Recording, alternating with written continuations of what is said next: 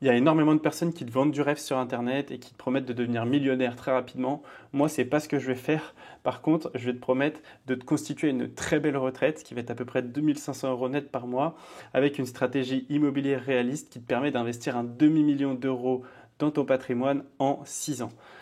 Alors malheureusement, il y a certaines conditions, ça ne va pas s'adresser à tout le monde, ça va être seulement pour les personnes qui sont en CDI, qui touchent pour moi au minimum 2000 euros par mois s'ils veulent aller assez vite. Tu vas pouvoir le faire avec moins, mais ça va être beaucoup plus lent.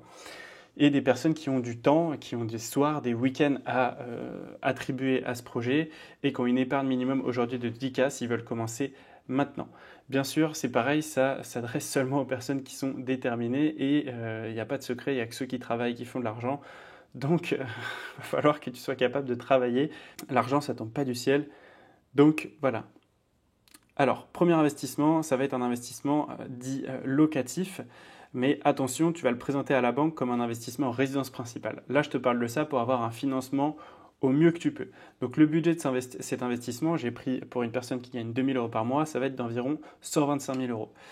Là, ce que je te recommande de faire, du coup, c'est de le présenter en résidence principale, comme je te disais, et de demander un différé de 1 an pour les travaux que tu vas avoir à faire sur le bien, et de négocier des frais de remboursement, de négocier les frais de remboursement anticipé du crédit pour quand tu vas devoir le rembourser, ne pas avoir de frais là-dessus. Donc voilà, la stratégie ici, c'est faire les travaux pendant 6 mois, le louer pendant 6 mois pour se reconstituer l'épargne. Donc pendant 6 mois, tu fais les travaux, donc forcément tu prends un bien auquel tu peux ajouter de la valeur, hein, donc en faisant des travaux, via en amélioration de DPU, un ajout de pièces, etc. Peu importe.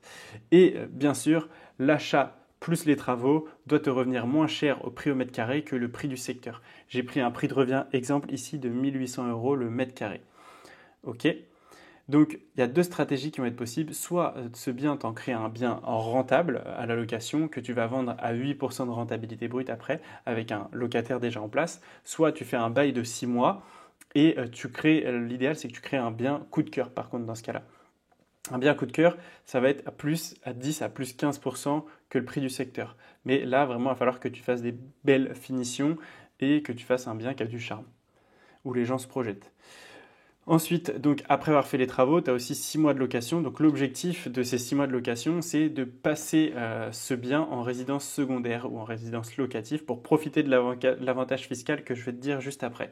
Je voudrais m'adresser aux débutants qui veulent absolument investir dans l'immobilier mais qui ne savent pas trop par où commencer, qui ont peur de faire des erreurs. Sachez que je propose des appels stratégiques totalement gratuits pour vous aider à mettre en place votre plan d'action et répondre à toutes vos questions que vous pouvez avoir sur l'investissement, essayer de vous débloquer. Donc voilà, si tu souhaites réserver un appel, c'est totalement gratuit, le lien est dans la description. Et rentrer un peu de loyer pour reconstituer un peu l'apport, vu qu'il ne faut pas oublier, normalement tu es toujours en différé si tu as réussi à négocier 1 an. J'ai pris une revente à 2200 euros le mètre carré. Si tu as bien fait les choses, c'est carrément envisageable. Ce qui te fait une plus-value de 25 à 30 000 euros pour le budget que je t'avais fixé là-haut, donc pour un budget de 125 000 euros. Ce qui est plutôt pas mal. Et là, très intéressant, il n'y a pas d'impôt sur la plus-value s'il y a un rachat de résidence principale derrière. D'où notre deuxième opération qui va être un deuxième investissement, mais ce coup-ci en résidence principale. Donc là, l'idée, ça va être de répéter exactement la même chose que ce qu'on a fait plus tôt, mais on va faire avec un peu plus gros budget, vu qu'on a un peu plus d'apport, et avec plus de travaux.